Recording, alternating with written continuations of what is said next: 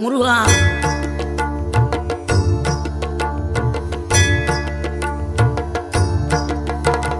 ஆறுபடை வீடும் அருள் வழங்கும் முருகா, அருகே நீ ஓடோடிவா. மூவிரண்டு முகம் சொலிக்க ஆறிரண்டு கரங்களுடன் ஆதரவு தர ஓடிவா. ஆறுபடை வீடும் அருள் வழங்கும் முருகா, அருகே நீ ஓடோடிவா.